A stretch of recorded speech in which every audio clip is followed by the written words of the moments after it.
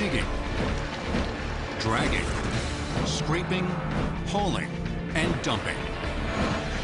It's a drama of monumental logistics, often involving some of the most powerful mechanized monsters ever devised.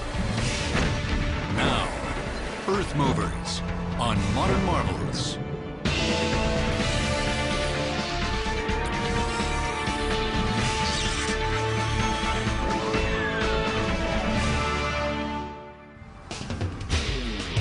From simple hand tools to gargantuan machines, along with high-powered explosives, we have literally moved mountains and sifted through the earth beneath our feet. In the last 100 years, we humans, using new inventions, have moved more cubic yards of earth than our predecessors did in the previous 100,000 years. At any given moment, there are major earth-moving projects in progress all over the globe. On the south side of Las Vegas, the fastest-growing city in America, the hills are being readied for a new residential neighborhood. This particular project, which is one of the major projects we have going in the Las Vegas Valley right now, currently has just under 100 pieces of equipment that varies from very large bulldozers to small bulldozers to motor graders to scrapers and quite a few water pulls for dust control. All the material up here on the hill stays in the construction region. Some areas have large cuts, other areas have large fills. You're cutting soil from one area and banking it in another area in a compacted state so they can build houses up here. The American Asphalt and Grading Company uses trucks, some capable of hauling up to 100 tons in a single load, to transport the earth from where it's being cut to where it's needed to fill. One of the most challenging things we're running into is the type of soil. As you can see behind us, it is very rocky and very difficult to dig. That's why two Komatsu D575A-2s, known as Super Rippers, were brought to this site. They're the largest and most productive ripping and dozing machines in the world.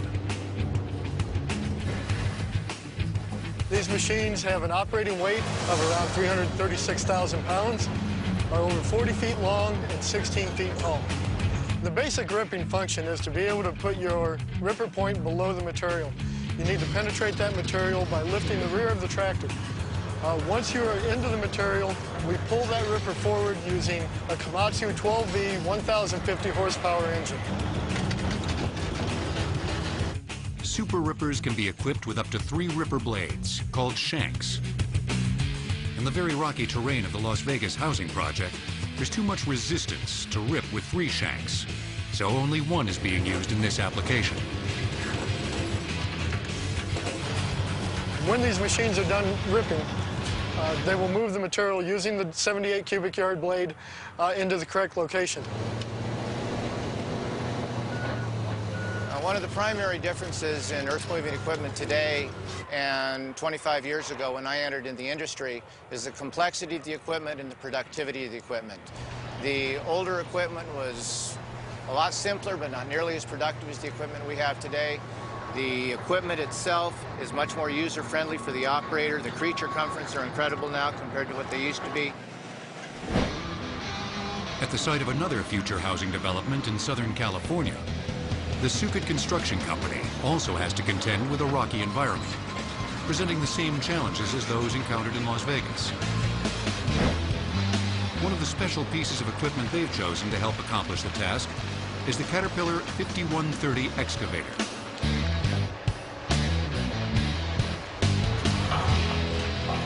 We love this tractor just for its efficiency. It doesn't require a lot of support when you're running this tractor. It's self-contained.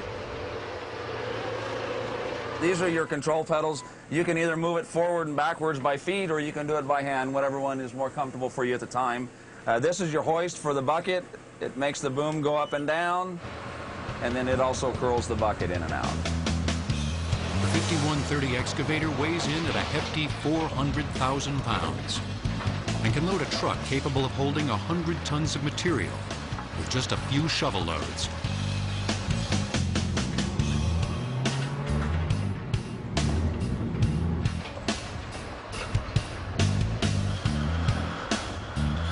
It has a 13.6 cubic yard bucket, and it'll lift 30 to 35,000 pounds. We can dig approximately 6,000 to 8,000 cubic yards of dirt a day with this tractor.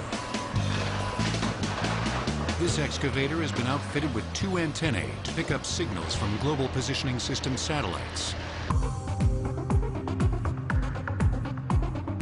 Using GPS-based computer technology, the operator can determine exactly where and how much to dig. The operator, all he has to do is look at the computer screen to know where he is, grade off the light bars, and he doesn't need a person telling him where to grade. And from a safety standpoint, that's pretty beneficial as well. Overall, this project demands the movement of over 4 million cubic yards of earth. If you were to take the operation that you see behind me running, which is about 15,000 yards a day, if it assumed that a man and a wheelbarrow were used, it would take between 10,000 and 20,000 men with wheelbarrows to haul the same amount of material that we're hauling. Modern machines have made it possible to easily tackle mammoth earth-moving projects. Case in point, in Southern California, the 3 recently completed dams holding back Diamond Valley Lake's 260 billion gallons of water. They represent the largest earthworks project in the history of the United States.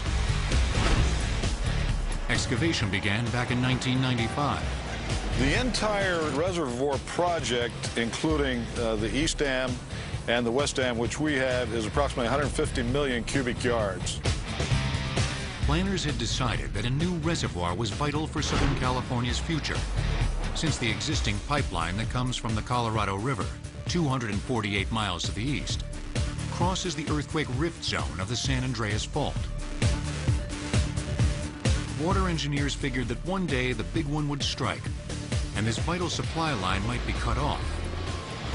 They resolved that this heavily populated and arid region required a reserve supply of water.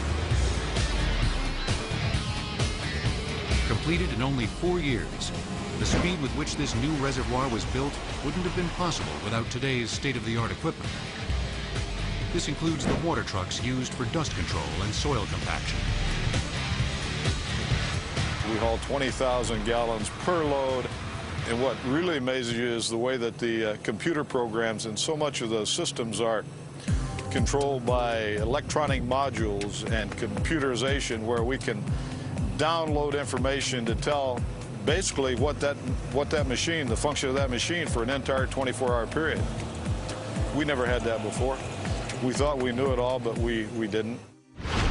To help break up solid rock, huge Ingersoll Rand drills created holes 45 feet deep, which were then packed with explosives. After the charges were detonated, a Caterpillar shovel weighing 350 tons moved in and scooped up the earth and rock into enormous trucks that hauled it away. So every pass, he's putting 23 cubic yards into that truck. He can load the truck in a minute and 15 seconds, 4 to 5 passes, depending upon the density of the material that he's loading. Every shovel full of earth weighed over 90,000 pounds. When you look at all the large-scale earth-moving projects today and the amount of equipment it takes to get the jobs done, it just makes it all the more amazing. The massive building projects in ancient times, to do this without machines, it's just mind-boggling. Eons ago, earth-moving's earliest innovators fashioned their first tools: a shovel, a pick, and a hoe. The next step forward in the development of earth-moving equipment occurred when some unknown dreamer got the idea of putting boards together between 2 shafts to form the first hand barrow. Not content with this arrangement, another ancient inventor, probably in China, got the idea of attaching a wheel to one end, and the first wheelbarrow was born. In ancient Egypt, over 4,000 years ago, something resembling a sled was used to haul heavy burdens. Round sticks or logs were placed underneath it to diminish friction. Now more dirt or big rocks could be hauled. Between 250 and 200 BC, the Romans used similar methods on their vast highway system. But the development of earth-moving tools was extremely slow. The same basic practical two-wheeled cart had been used by the Egyptians and was later adopted by Europe's medieval peasants and then early American farmers. The only real innovation was replacing or augmenting manpower with horse, ox, or mule power. Around the time of the American Revolution, earth-moving tools began to change. The Ames family of Massachusetts transformed one of the earliest and basically unchanged earth-moving tools, the shovel. Their modified shovel was 4 pounds lighter than its old British counterpart. Although it looked like its handmade ancestor, this shovel was factory-made, featuring steel plate with welded iron straps. By the turn of the 19th century, the Ames family was turning out 20,000 shovels a year. As the century progressed, America charged forward into a new age of industrialization that would include earth-moving machines that no one could have imagined. The Kimberley Diamond Mine in South Africa was the largest hand-dug excavation in the world. By the time work ended in 1914, 22.5 million tons of earth had been excavated. Earth Movers will return on Modern Marvels.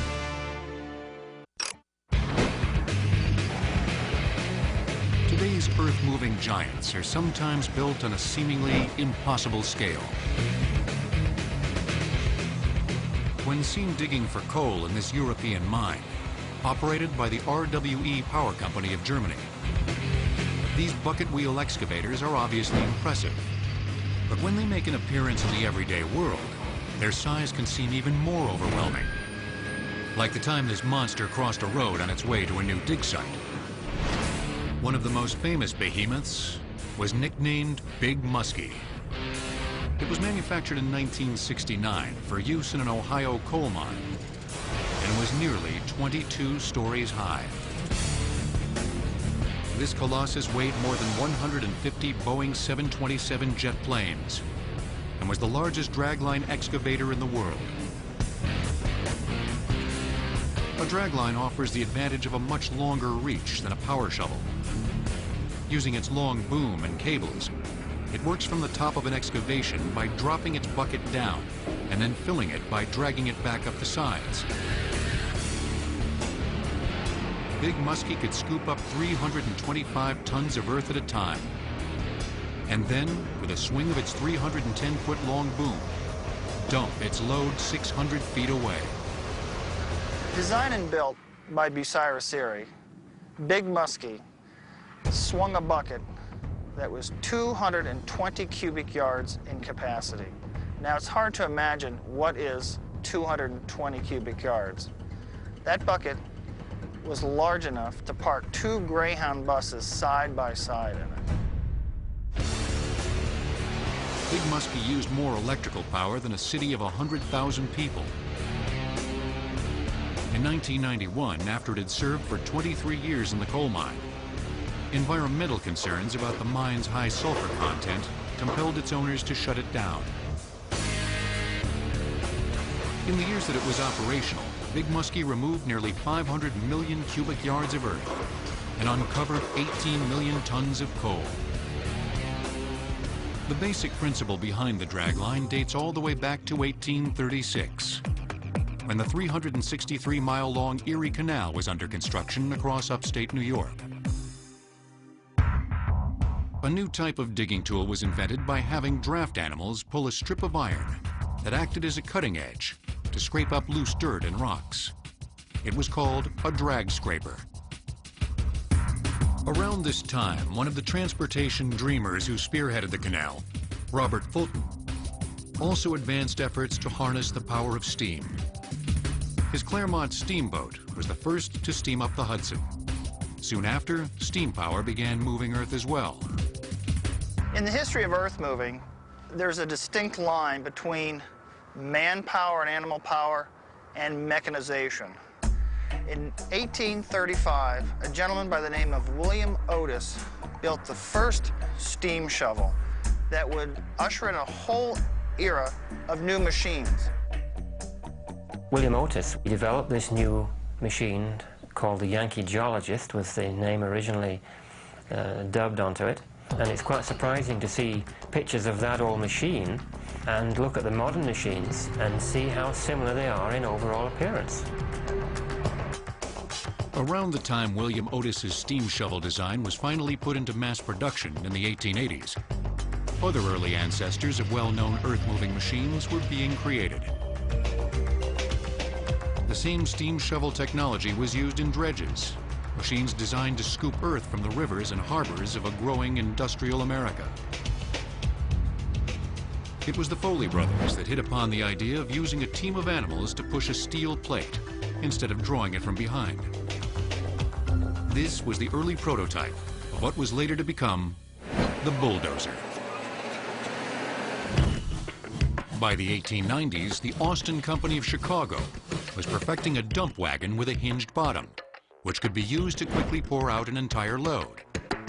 Soon, companies like Mack Trucks, founded in New York in 1902, and others, were quick to seize upon the possibility of combining the internal combustion gasoline engine with the wagon design. These new vehicles would lead the way to today's mega-sized dump trucks. At the dawn of the 20th century, President Theodore Roosevelt spearheaded the construction of a canal across Panama, connecting the Atlantic and Pacific Oceans. As an earth-moving challenge, the canal was made possible by the combination of the steam shovel and the railroad car. During the process of that job, between 1904 and 1914, it required 102 steam shovels to dig approximately 255 million cubic yards of earth, which is just astounding for that time period. The steam shovels were made primarily by two manufacturers, Bucyrus and Marion. The transportation of the material was rail transport. They laid temporary rail tracks, and rail cars were used with steam locomotives to haul the material away from the major cuttings. And as we all know, the canal opened on time in 1914 and has been a major seaway ever since. At the time the canal was being dug, a major breakthrough occurred in the farmlands of California. Agricultural equipment manufacturer Benjamin Holt came west in 1883 and set up shop in Stockton, California. His lifelong rival, Daniel Best, was a gold miner, hunter, and miller who tramped all over the West before settling in San Leandro. Both men realized that unlike the flat plains of the Midwest, California's topography called for an improved combine that could bring more marginal land under cultivation. Holt came up with a new kind of side hill harvester. Best picked up the challenge, and soon the two were locked in a contest to see who could turn out the most gargantuan machine. As their rival machines went into action, they boosted wheat production by millions of bushels. The early tractors were, just huge. You'll see pictures of ones with huge A-frames built and extended wheels, which of course meant that when you got those stuck too, it was just a bigger job to get them out. Bigger wheels were no solution in the spongy soil around Stockton in the rainy season. Holt is credited with coming up with the idea that if you could have like a set of planks that just laid themselves down in front of you, spread your weight out so you could stay on top of the bog, developing the first track layer system. Holt and his men removed the wheels from steam traction engine number 77 and installed a pair of new track units. The date was November 24th, 1904. A temporary solution to a local problem would soon be multiplied millions of times.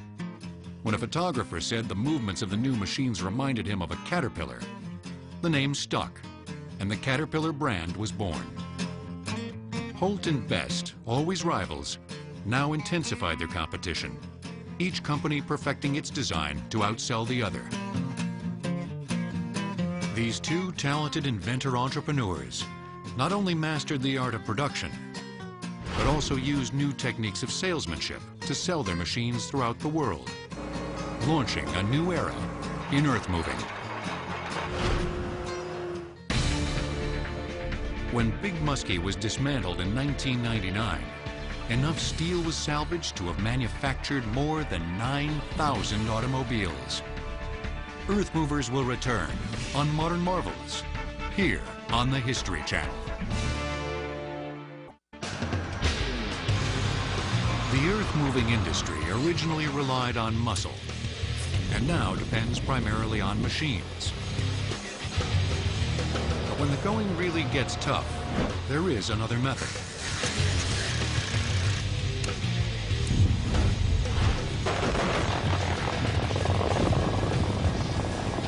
Explosives. And today, one that gives the most bang for the buck is ammonium nitrate fertilizer. Ammonium nitrate, it's AMFO. We use a high density called Fragmax, and we mix it with motor oil. Most people use diesel fuel, but this comes mixed with motor oil. This blast site today is probably used anywhere from 18 to 20,000 pounds. It was back in 1867 that Swedish chemist Alfred Nobel revolutionized the earth-moving industry with his new invention, dynamite. Dynamite, if you may or may not know, is nitroglycerin that has been packaged in with sawdust or something to carry the nitroglycerin, make it safer. Dynamite made it possible to move mountains.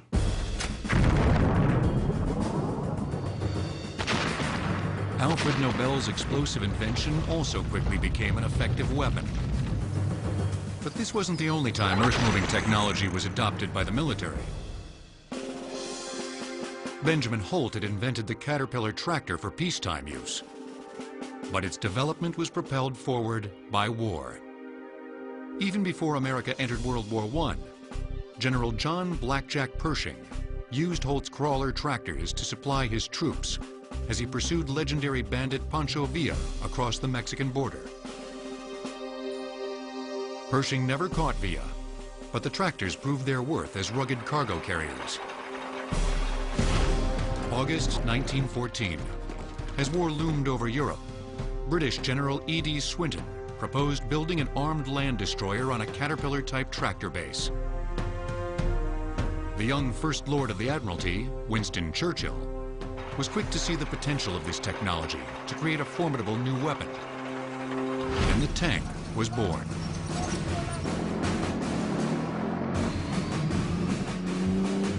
The dictates of combat also accelerated the development of everything from large cranes to giant steam shovels.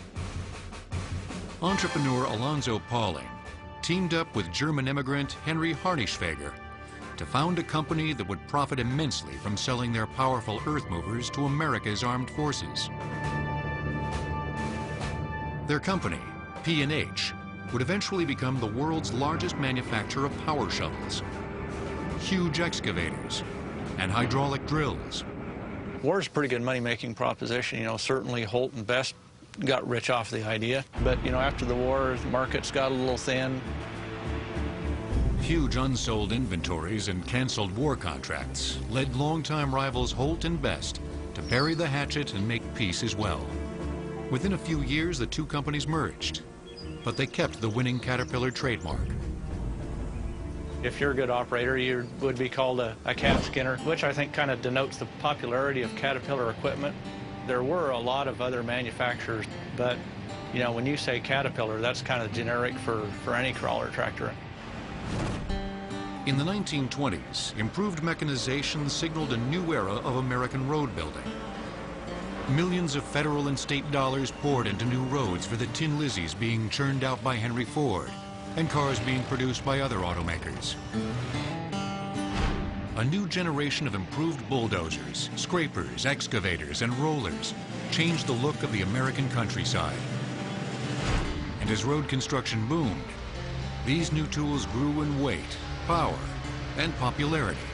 This is a Caterpillar 60, and it's, you know, this built a lot of America, it's the last of the big gas burners up through the 20s. This one was built, I believe, 28 to 32, and it's, you know, it's very typical of earlier Caterpillars.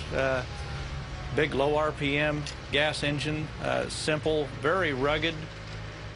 One returning veteran, Bob Letourneau, came back to California broke and in debt.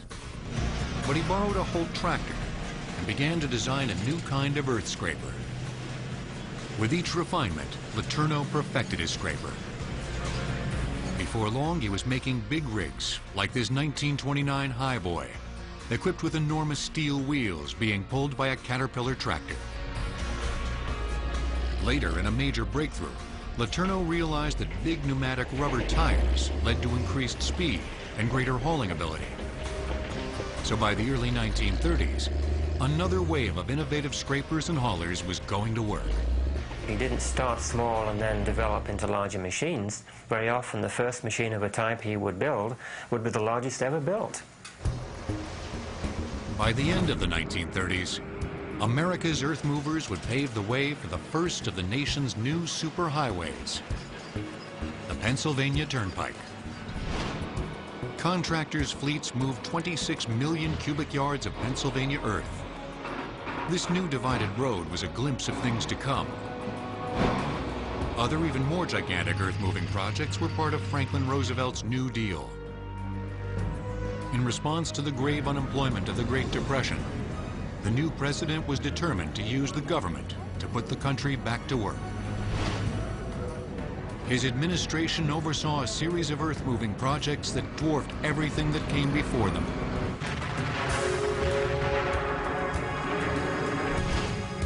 In a desolate canyon on the border between Nevada and Arizona, engineers were facing the daunting task of completing Hoover Dam. Well, I was a young pup, a young kid, of course, and I got to see equipment that I couldn't believe. A lot of it was made for that job and that job only. And it was one of the wonders of the world. It would probably equate with the Egyptians building the pyramids and so forth. You saw these huge, huge trucks that carried not only debris and, you might say, blasted rock or dirt, but they also carried huge pipes for the downside and the intakes of the power plant. It was truly amazing.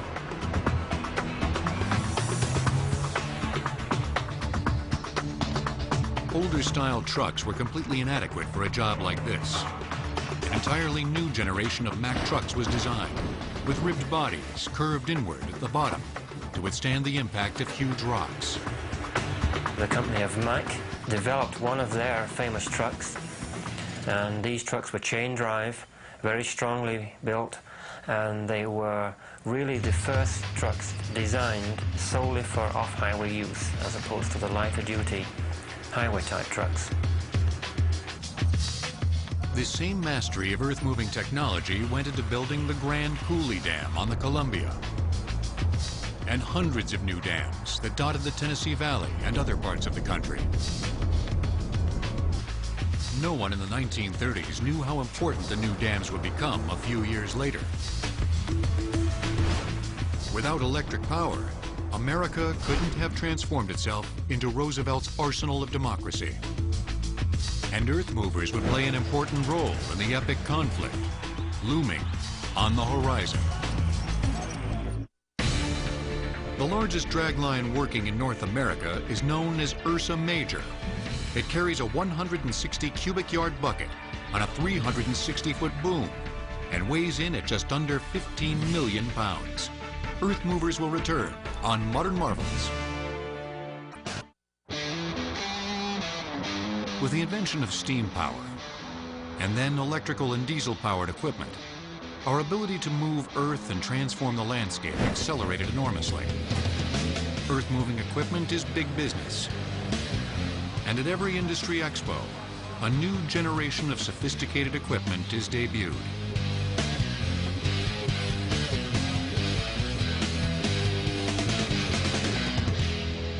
Behind me is the Liebherr R994B.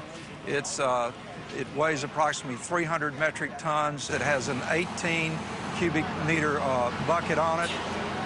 The major advantage of this machine is that it features all the most up-to-date technologies we have in our large series of Liebherr excavators. In 2005, the big news was mini machines for use by both professionals and do-it-yourselfers. These machines, powered, are no bigger than a wheelbarrow, but they travel on tracks, and many of these machines are designed to fit through just a standard doorway, but their power and their hydraulics are unmatched by a man with a pick and a shovel.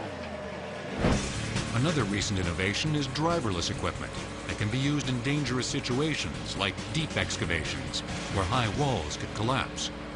Komatsu is committed to being on the forefront of technology moving into the next decade. For example, we've developed dozers such as the D375A-5 that are fully remote operated. So an operator can stand 100 yards away from his machine and operate that dozer at that location. The radio control box is very similar to what you would find inside the cab. There is a work equipment control lever and a forward and reverse lever. It's very similar to what a child would use with a radio control car. The whole point of radio controlled dozers or radio controlled equipment in general is to keep the operator safe. Earth-moving equipment is incorporating many innovations first developed for the defense industry, including GPS. In the past, earth movers have played an important role in many military operations. Even before America's entry into the Second World War, its earth-moving industry was gearing up for war production. Throughout 1940 and 41, heavy equipment was already being shipped overseas to the nation's British and Russian allies. American military designers asked Caterpillar to design a radically new air-cooled tank. A few months later, a test model was ready. Soon M4 tanks were rolling off the assembly line. This new diesel tank could use heavy oil and low-octane fuel, an advantage on hilly terrain.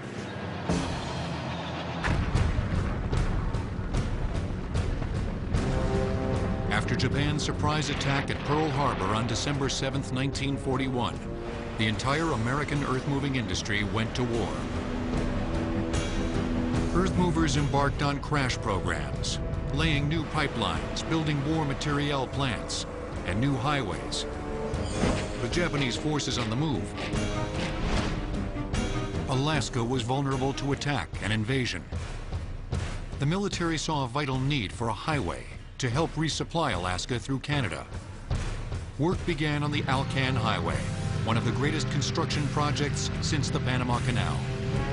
The men who scrambled to build it dubbed it the Road to Tokyo. It was built in only 2 short summer seasons. It was a major effort, and they forged through swamps and woods and creeks and pushed this road through in just a phenomenal pace. By 1942, the first Mack trucks roared north on the completed Alcan Highway to Fairbanks. Earth movers proved indispensable in the Pacific, where the U.S. was island hopping its way toward Japan.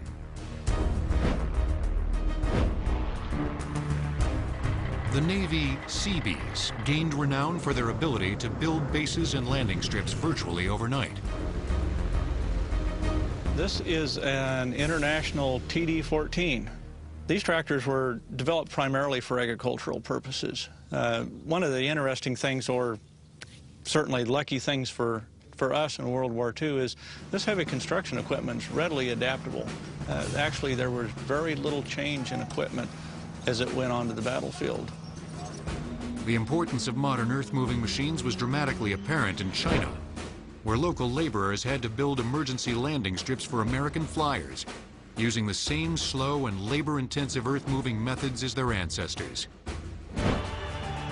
Admiral William Bull Halsey acknowledged earth-moving technology's contribution to the final victory. He said the 4 machines that won the war in the Pacific were the submarine, radar, the airplane, and the tractor bulldozer. By war's end, companies like Bucyrus Erie and Marion were manufacturing earth-moving giants, the likes of which had never been seen.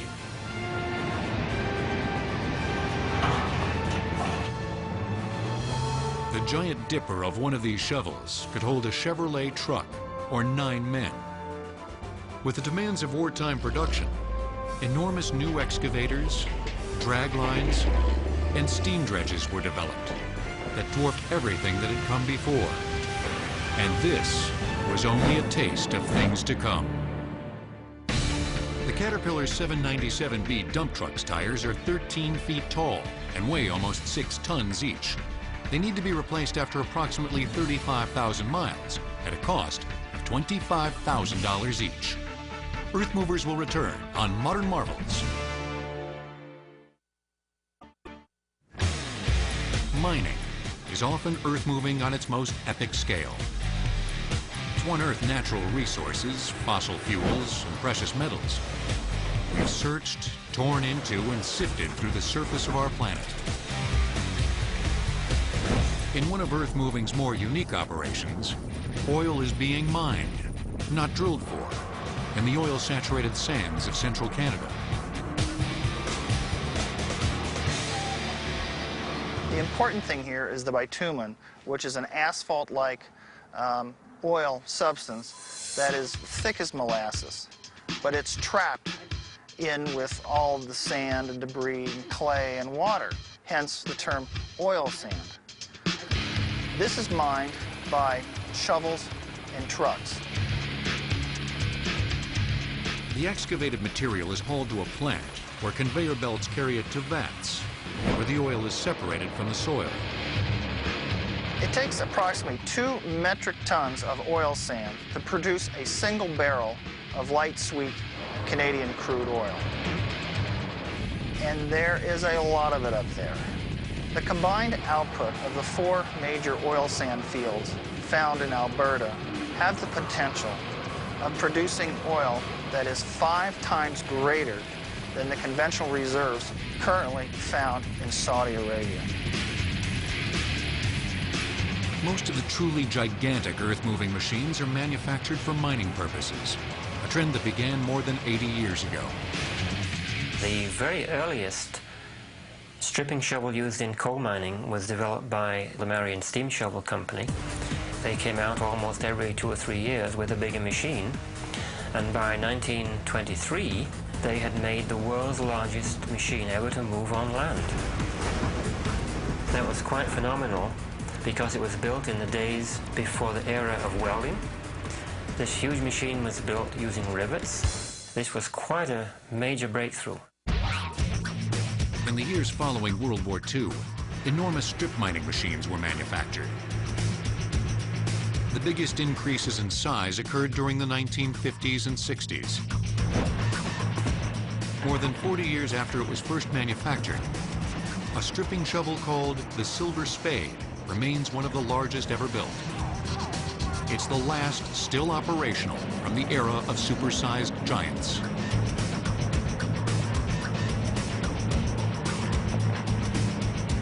It was erected at a mine in Ohio for the sole purpose of removing earth and rock to uncover coal. Designed and built by Bucyrus-Erie, the same company that built Big Muskie, the Silver Spade has been one of the favorite big stripping shovels.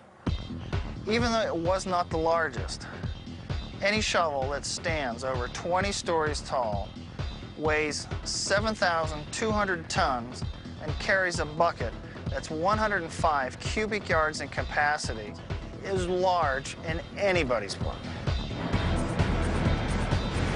The length of the Silver Spade's boom is 200 feet. Its series of driving motors total 9,000 horsepower and are powered by 7,200 volts of electricity.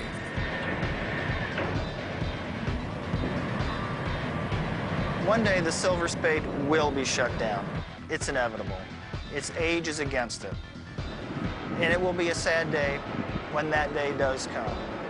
Not only is it the last super stripping shovel in operation today in the world, it is the last stripping shovel, period. And when it shuts down, It will be an end of an era.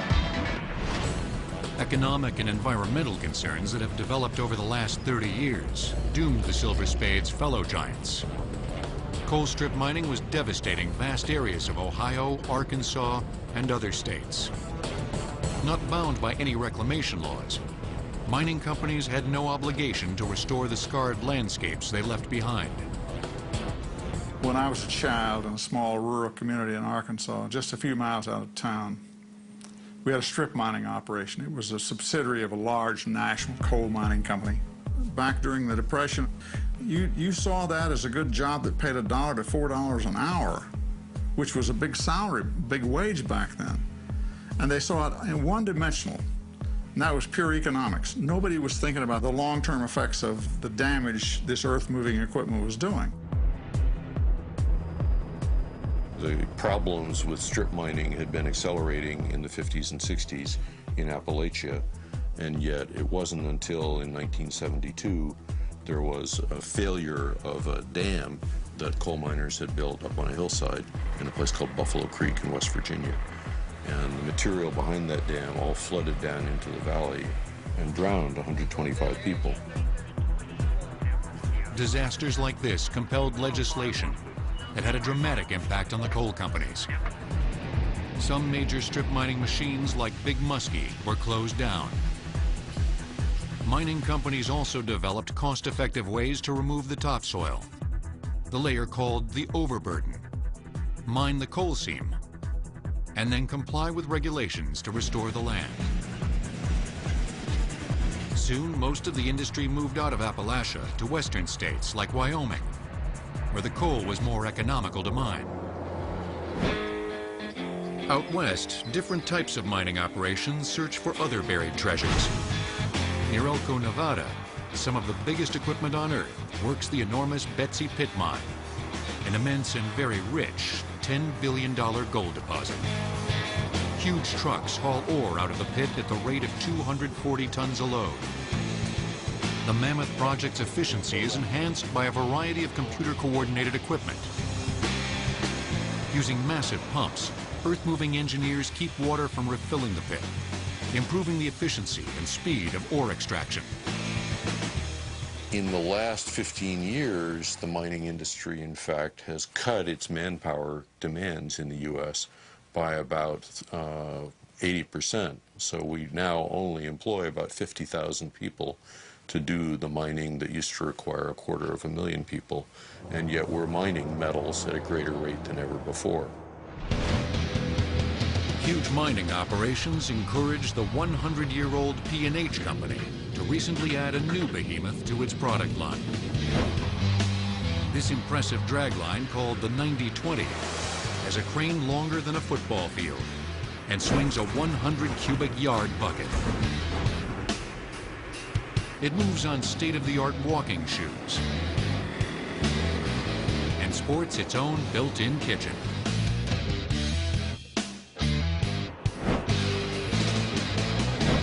Because of this ever-increasing ability to move the earth, industry leaders and policymakers face new challenges and new responsibilities. The new earth-moving equipment gives us the opportunity to create bigger and bigger environmental messes, but it also gives us the opportunity to fix them. In the future, new technologies and the ongoing public policy debate will lead to enormous changes in the earth-moving industry. In the meantime, the world's impressive arsenal of earth movers and the talented professionals that man them will continue to transform our planet.